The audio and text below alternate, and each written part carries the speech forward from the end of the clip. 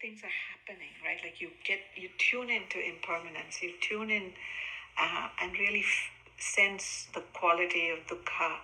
You tune in and see the emptiness and the selflessness of things, of what's of whatever is appearing. So I mean, so really, so don't what should I say? Like the simplicity of the practice, in a way, belies its profundity. So I mean, don't dismiss it as being, just noting, naming, being present. Like, what's that? Like, that's not going to do anything. There's something about that, and it's a tried and tested method, right? Like, I mean, this has been going on, whatever, 2,600 years. People have been practicing this. And so I think if we can just trust the practice will start to unfold in its own way, individually, for each one of us, in a very beautiful way, actually, in a very trustworthy way. So we can trust that. So let's, I want to read the sutta. At least let me go through, here we go. Can everybody on Zoom see my screen? Yeah? Okay. Yeah. So if you remember, in this Satipatthana Sutta, the Buddha makes a claim in the beginning.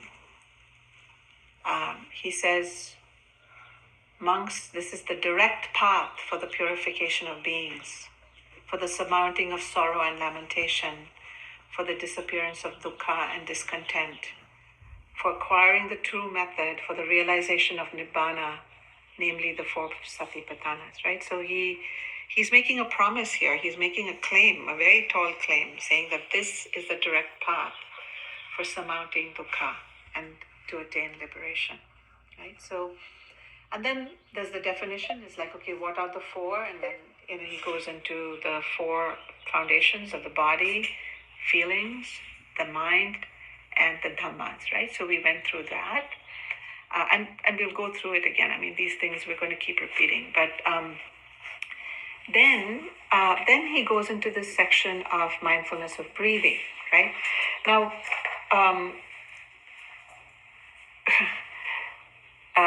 so here, when he says mindfulness of breathing, he says, and how, monks, does he, in regard to the body, abide contemplating the body, right?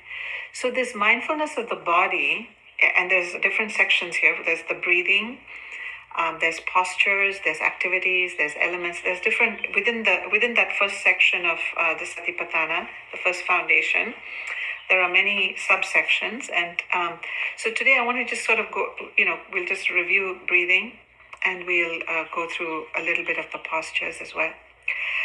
But there's this wonderful quote that I found by Ajahn Mun, who's a Thai teacher. He says, in your investigation of the world, never allow the mind to desert the body. Examine its nature, see the elements that comprise it. When its true nature is seen fully and lucidly by the heart, the wonders of the world will become clear. Right?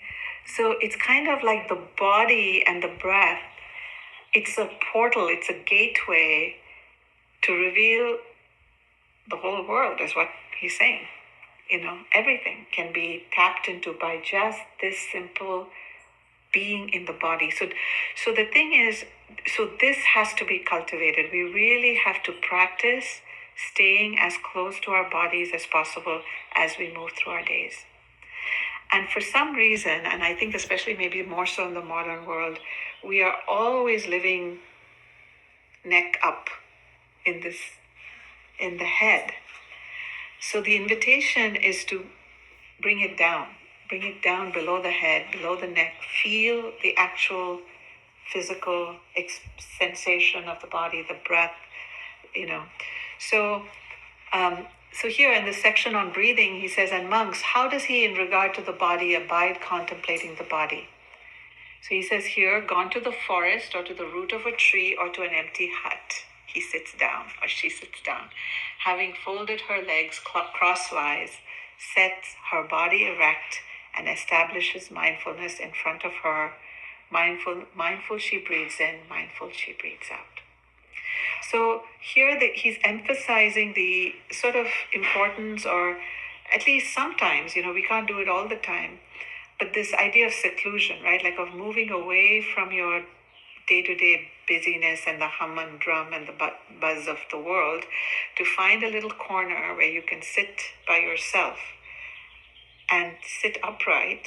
So the posture is really important in practice, right? Like so when you are sitting, or whether you're sitting or you're lying down or you're standing up, you can choose different postures to practice, but the uprightness of the spine is something that we need to keep in mind. Try to keep the spine upright. And this is important for the way the energy flows in the body. And you can notice the quality of your energy by paying attention to the way you're sitting, right? So when you're slumped, you can tell, I'm kind of drowsy, or, kind of. So then you straighten up, right? But then if you find that you're too tight and sitting like this and your body is tense, then you can say, let me relax, right? So you can adjust the uprightness based on whether there's too much or too little, right? So the idea is to keep the body upright. And that's important. And then he says, establishing mindfulness in front, right? In front of him or her. And this again, I think there's different interpretations. I was listening to Joseph Goldstein, and in some people, the way they interpret this is to say, establish, like meaning bring your awareness to the tip of your nose, like the front, like, literally the front of your face, kind of, and like maybe the right below the nostril where you can feel your breath, and to just stay there and pay attention to the breath there. But I think it's much more, practical, reasonable to interpret this as find a place in your body where you can feel